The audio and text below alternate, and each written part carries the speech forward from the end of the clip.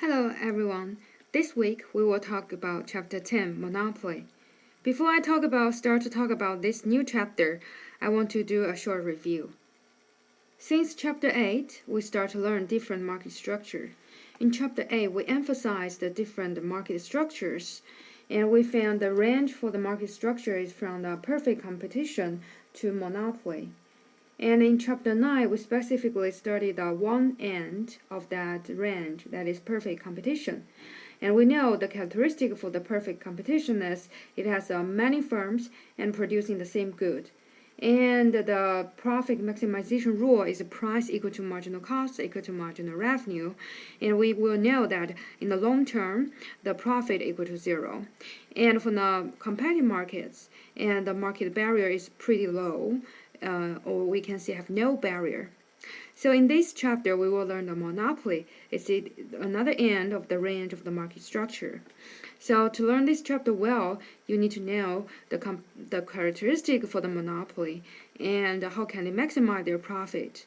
And at the same time, we need to critique about the monopoly market, like the advantage and the disadvantage for the monopoly. And so, are you ready? So let's starting from looking at the two videos.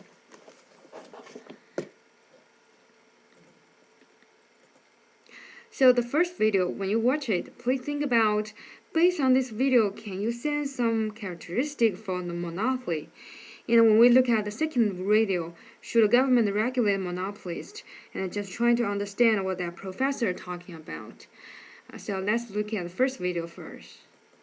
Monopoly.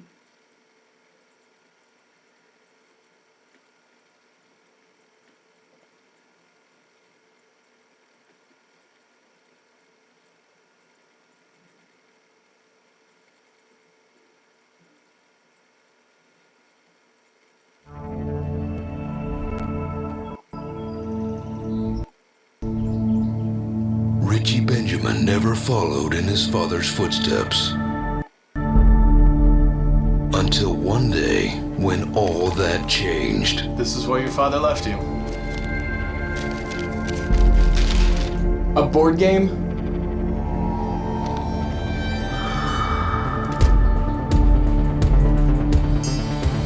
Thanks a lot, Dad.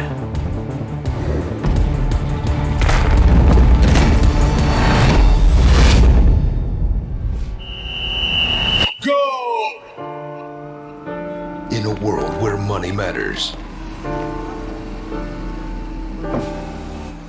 You lost, kid? Who are you? For the first time in his life, Richie is taking a chance. I want to teach you all about the game. And rolling the dice. Never fall in love. Unless it's with money. The community chest.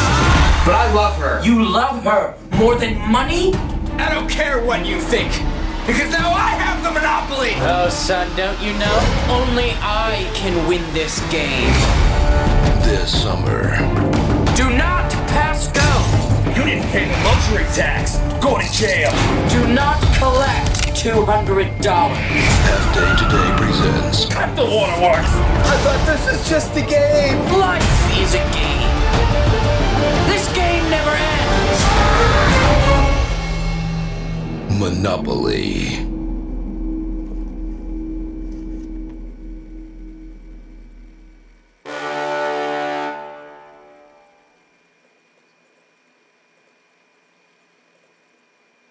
So looking at this video, you probably really enjoyed it, and I believe some of you really like to play the Monopoly. And I'm asking you to watch this video is not trying to encourage you to play the game called Monopoly. I want you to find what's most interesting you found from there, and that the characteristic for Monopoly. And from my point of view, what I say is the Monopoly really can make people rich. So people try to be the Monopoly because you really can earn a lot of money. So, is that the one characteristic for the monopoly? Does it mean the monopoly can earn a lot of money? So we will answer that question in this chapter. Now let's look at the second video.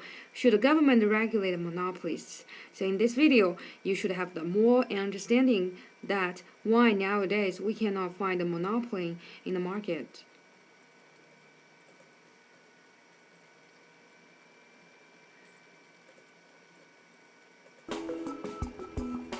Is monopoly a justification for government regulation?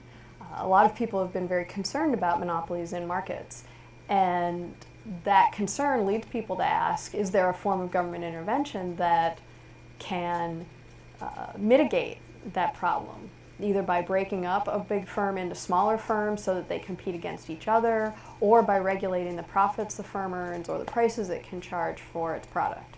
Two things that really discipline monopoly firms' ability to charge high prices are consumer demand and how much we're willing to pay for their product or service, and the availability of competing products or services that are substitutes for that good. Another question that often comes up is the persistence of that monopoly over time. Even if there is some kind of market power or market dominance in a particular industry, does that erode over time or does it persist? And if it persists, is there some form of government regulation or intervention that would make consumers better off? One of the challenges in coming up with that kind of policy, though, is that any regulation that is going to reduce the profits of a monopoly is going to reduce the motivation, the lure, the incentive to the innovator to come in and enter that market and compete against the monopolist. And that's the core of the insight that we get from the economist Joseph Schumpeter, who really argued that the competitive process is one of competition for market dominance, and that these monopoly profits are the lure, they're the carrot that brings innovators in so that they can come up with a new, better product or service, a different product or service to compete against the monopolist.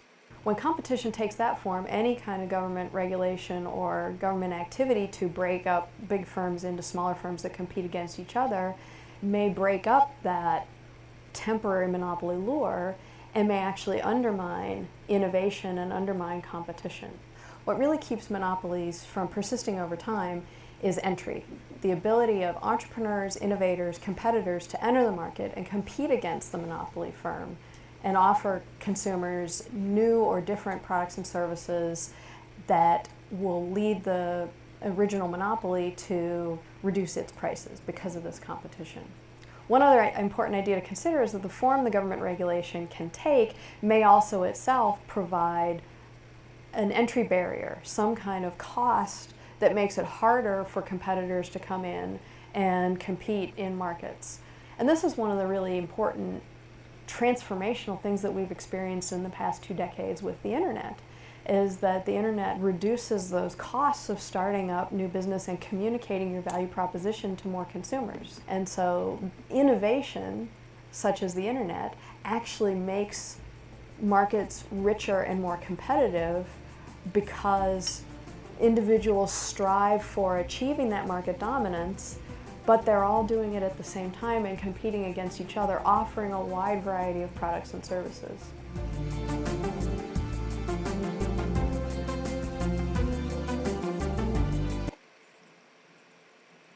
So looking at this video, you should have more better understanding about the advantage and disadvantage for the monopoly. So in this chapter, we will have the specific learning strategy towards the monopoly. So the key concept for this chapter, we want to learn the demand curve facing the monopoly, and what is a profit maximization rule for monopoly, and what is a production decision, and we will calculate the profit. So we want to first get the profit maximization rule and figure out the quantity, what is the optimal quantity produced on the market. Then we go back to look at the demand curve to decide the market price. And we want to know the definition for market barrier and what will create a market barrier, such as patent, franchise, key input, lawsuit, and economic scale. And the sixth point we will learn is the price discrimination. The first, we want to know what is price discrimination, and the second is how can and on what condition the monopoly can apply the price discrimination on the market. And at the end, we want to learn the advantage and the disadvantage of the monopoly. And we will learn something about natural monopoly. It's different from the market monopoly. And at the end, we will do a summary about the characteristic for the monopoly.